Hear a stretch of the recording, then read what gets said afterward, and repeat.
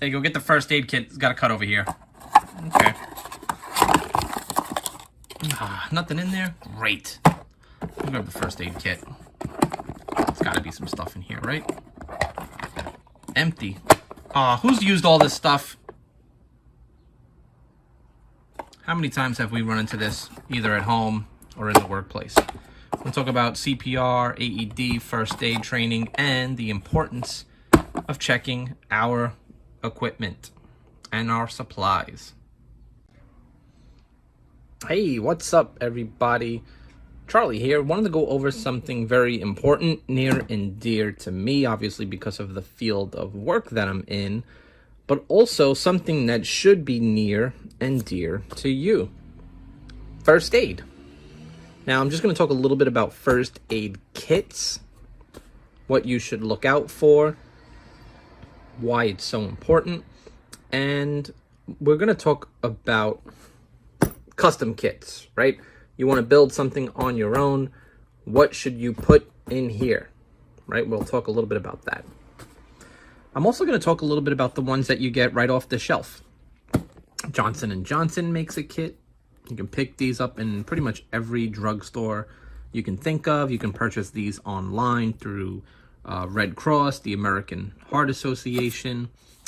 Here's one I got from Walgreens. So I'm going to be putting one away in the car, one that's kind of in my like everyday bag.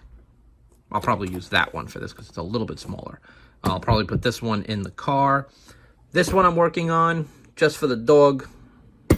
You never know when you're going to need something, but very cheap, right? You can probably get one of these little carrying cases for just a couple of bucks. It's nothing too crazy.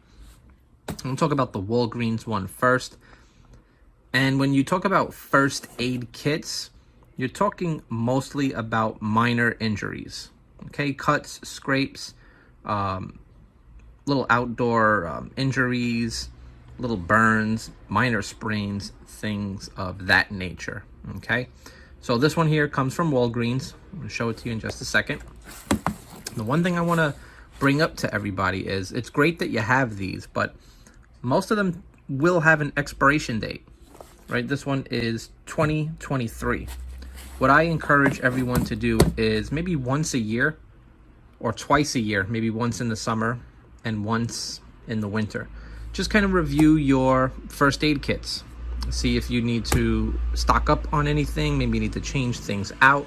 Maybe you need to add special medications. So you got to really tailor it specifically to you. Most of the stuff that's going to be in these type of kits are bandages, Band-Aids, aspirin, Bengay, things like that. So you will probably grab these from time to time on a day-to-day use, but should look at these maybe once or twice a year. Johnson & Johnson has a little bit more, right? It's just a little bigger. And I believe this small one I picked up at Walgreens was about $10. And the larger one I ordered from Johnson & Johnson was about $16 or $17 US. So not too bad. Nothing that you really have to go crazy with, but you definitely need to know your supplies. What is in here? All right. Also, you should get training. Cannot stress this enough.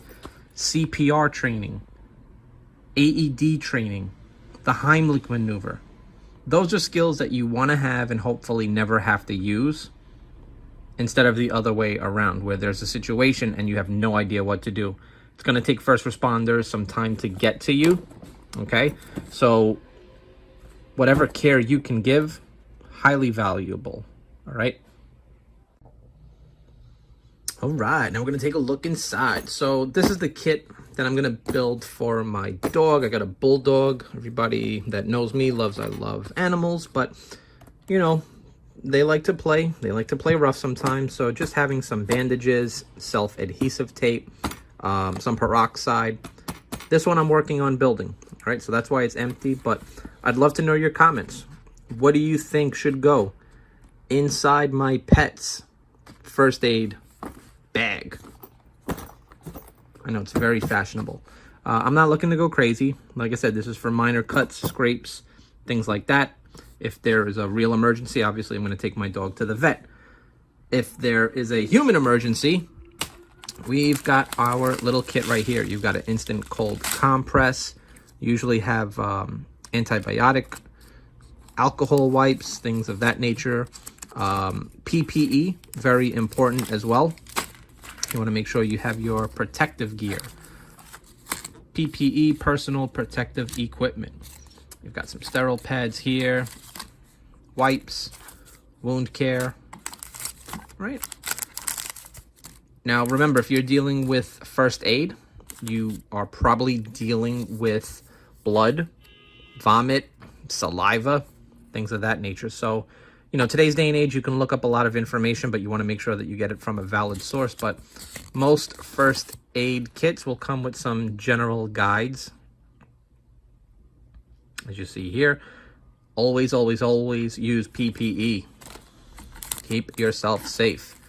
All right, so put this in nice and neat. Johnson & Johnson, as you can see here, kind of shows you what's in the package. Very nice kit. So yeah, let me know if you have taken any CPR, any first aid, any defibrillator classes. Where do your skill sets stand? Do you review your plans with family and friends once or twice a year? Love to hear about it in the comments. All right, and if we had to go over some of the things that we might deal with, we're going to be talking a little bit about nosebleeds, what somebody should do when someone is choking, minor burns, some scrapes, broken bones or fractures, poisoning, as well as stings and sprains. Usually each will come with its own first aid guide on how to handle these situations, but make sure that you do get the proper training. This is not medical advice. This is not medical consultation.